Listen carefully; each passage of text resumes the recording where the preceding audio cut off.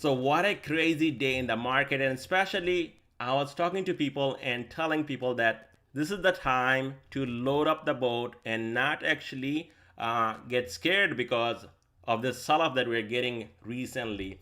And people who loaded up the boat, they made money, and there could be more money that is coming next week. And you can see, I mean, all these profits that we made. I mean, these callouts, guys. I mean, right here, Walmart, Dow Jones, DIA, IWM, and then we got Chevron, traded multiple times and made money on that stock. I mean, huge day on some of these callouts right here, and especially the setups today. I mean, look at this one right here, guys. Chevron, again, killing it. I mean, this is the third day in a row trading Chevron and making money here on the stock. Walmart, I mean, look at the timing, 10:30. Walmart was down below 152, and that is where I came up with this call out right here on Walmart, and now it's trading at, I think, 157-ish. So massive day here on Walmart. And not to mention, some of these swing trades. Look at this one here. Apple, that we got at 150 or 67, 167 last week when Apple dropped. It was kind of a quick move to the downside. We caught that dip on Apple 170 calls and sold out completely today. I had 20 runners on Apple, sold out above 177. Massive gains on those. And this one also, this was yesterday, guys, on Chevron, again dropping and then going in the money. I was gonna show you guys one more here. That's IWM, and those are green, and this is DIA right here.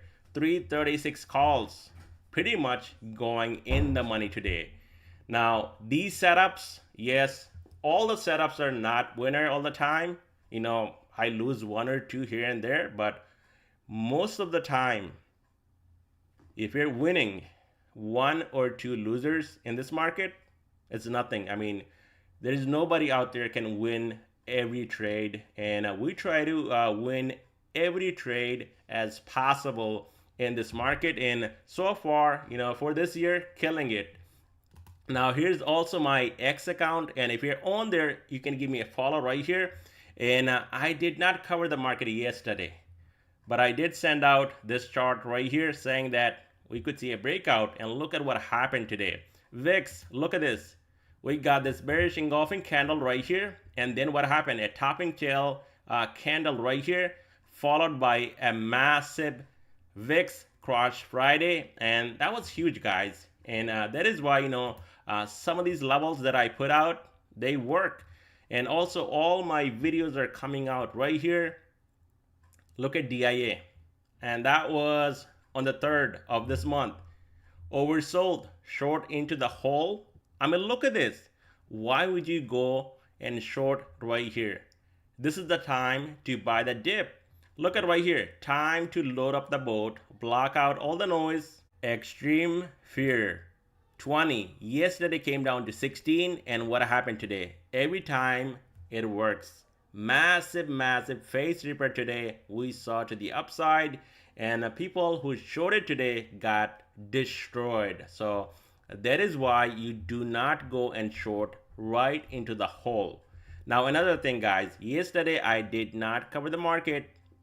I didn't make any video because I don't get paid from YouTube, barely any money. I cannot even get a full tank of gas money that I get from YouTube every month. So the reason I put out these videos for you guys, so you guys can watch it, educate yourself, get those levels, and you can make your own money by yourself. So the only way you can appreciate my work and the work that I do for you guys, by hitting that thumbs up button, subscribing to my channel, and also if you really want to go above and beyond and you want to get those real-time callouts, check out the Patreon. I'll leave that link down below in the description.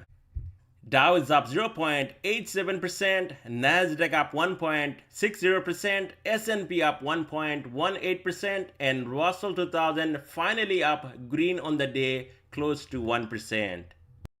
And here's 11 sectors that makes up S&P 500 and what we got on top. Technology leading the way, communication services, basic materials, industrials, utilities, consumer cyclical, led by Amazon, healthcare, energy, financial, real estate. The only thing lagging behind, and that is because we got Walmart and Costco taking a massive beating. Some of the names like Pepsi, Coca-Cola, all coming down. Consumer defensive down on the day. And here on stock market map, green across the board. And like I said, Walmart down, Costco down today. Energy sector also, Chevron and XOM down slightly on the day, nothing big. But look at right here, Tesla kind of a flat day. Amazon again from 124 rallied all the way up to 128. Meta up 3.5%, finally getting that breakout. Disney, Netflix, both up on the day over 2%. Google up 2%. And Nvidia again going up over 2%. AMD up over 4%. Microsoft rallying today over 2.5%. And Apple stock also up, joining the party, up on the day 1.5%. So on SPY ETF, we got high volume buying today, a big bullish engulfing candle, but we are not out of the woods yet. Now, is this a bear trap or this is actually a bull trap that we witnessed today? So on SPY ETF, yes, we got up to, in a quick time, 431.13, but at the end, we saw a bit of a selling and closing below 430. But now again, we're back inside this trend line right here from October lows and this low right here back in March. So now, it's looking bullish in the short term. Now I'll be posting those weekly expected moves on SPY, DIA, IWM, and various products on my X account. So keep your eyes open for those moves on Sunday morning. Now on SPY ETF, 430 Monday. If we gap up over 430, watch out for SPY to run all the way up to 20-day moving average right here, 434.46 up to even 438.43 to close this gap on top. If there is a pullback, now we do have support down here around 427 to 428 right here. And if that gives up, we also have support down here, this trend line in 5-day moving average right here, 425.52. And if that gives up, then watch out for a move down to 420 on SPY ETF. So I think next week we also got CPI. We're going to find out if this is actually the bottom or this is actually a bull trap, and we're coming right back down again. So triple Q also a massive rally here on NASDAQ 100, and look at this insanity right here, guys, filling the gap just under 365 and pretty much closing close to 365. And look at this right here, triple Q actually trading above 363.87. It's holding 20-day moving average as a support into closing. That is bullish, guys. Now it was holding this support right here, 355. We got slightly under a couple of times, but then what happened? Look at this buying today, high volume buying. You cannot ignore the fact anytime you see market bottoming, you would see high volume buying, and that is what we saw today. Look at right here, even right here. Look at this high volume buying, and then what happened? Market ran and ran to almost pretty much hitting all-time highs. We got very close to it. So on triple Q going into next week on Monday, any pullback you want to watch 364, I would say, as a support. And to the upside, now we will find resistance at 368 and then possibly up to even 372. And who knows, might be even retesting this down trend line. And that is actually, let me just extend that a little bit more right here. And that would be around, I would say, 373 to 374. To the downside below 364, we have strong support at 360. And if that gives up, 355, 350.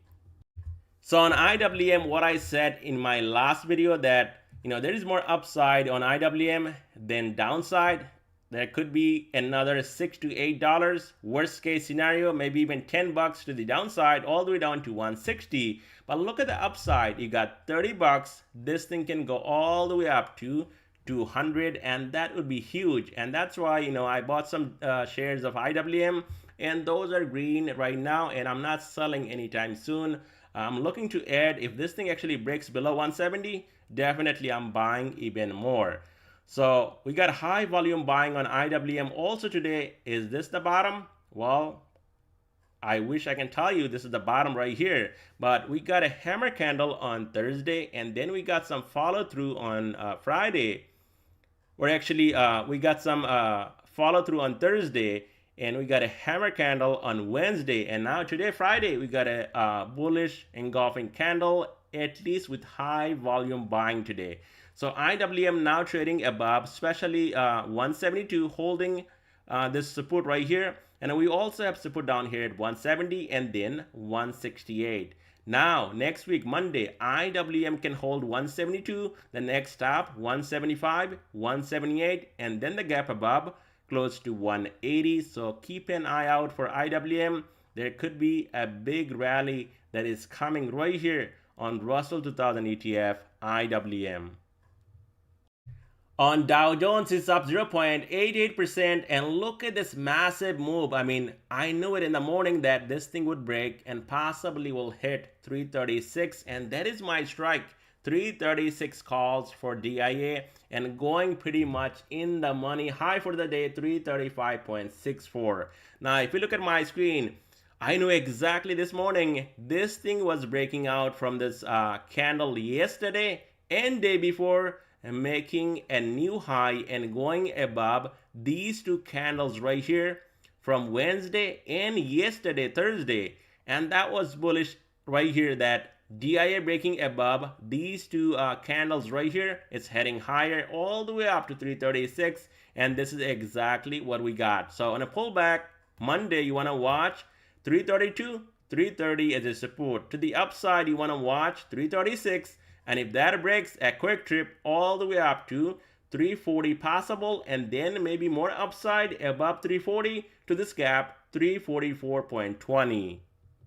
So on VIX is down 5.62%. So VIX getting crushed on Friday all the way down to, I think, $17 down here, guys. And look at my screen right here. What happened? And if you go back and watch my video from 2 days ago, right here with this bearish looking candle, I talked about it, that this is a big bearish engulfing candle, and if this thing cannot break above this high, you're going to see VIX pulling back. And I also, put this chart out on my X page, showing you guys this candle and then this topping candle right here. And what happened today? This thing now under $18, not bullish in the short term unless we get that breakout above 20.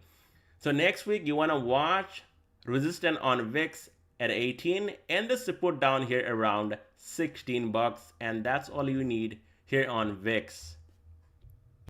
So the dollar also breaking down today from the highs 107.35, but if you look at my screen, it's holding bottom of the channel, and also this big resistance now, that's a support on dollar, and that is close to 106. So 106 gives up, we might see a flush down to 105.50 and then 104.72 on dollar. But if this thing spikes back up from here, guys, then watch out for the resistance at 107 and then possibly going all the way up to 107.73 and then 108 to 109 right here on dollar. Until then, just watch this support down here around 106. This is gonna be a big level to watch on dollar right here, 106 area. And if that gives up, definitely you're going to see this rally continuing to the upside on S&P 500. So 10-year yield again going up, and look at this, guys, up 1.5% almost for the day. And I would love to call this a top, but I don't think I can call this a top yet. Yes, kind of looks like a topping pattern, but look at this, it's up on the day close to 1.5% and holding above 5-day moving average right here, 47.44. So that's going to be a level to watch, and looks like we got a bounce off of this level. So 47.44 breaks, then you're going to see a dump off down to this gap, possibly 45.85, and then this gap and this breakout right here, 43.71. If this thing can hold above 5-day moving average right here next week, the next stop, and you could see that 50, that's coming on TNX. So this thing, I mean, yes, looking at these three candles, looks like a topping pattern, but nothing confirmed yet until this thing at least gets below this 5-day moving average on this daily chart. So I hope all that makes sense to you guys. Thank you so much for watching, and have a great weekend, everyone.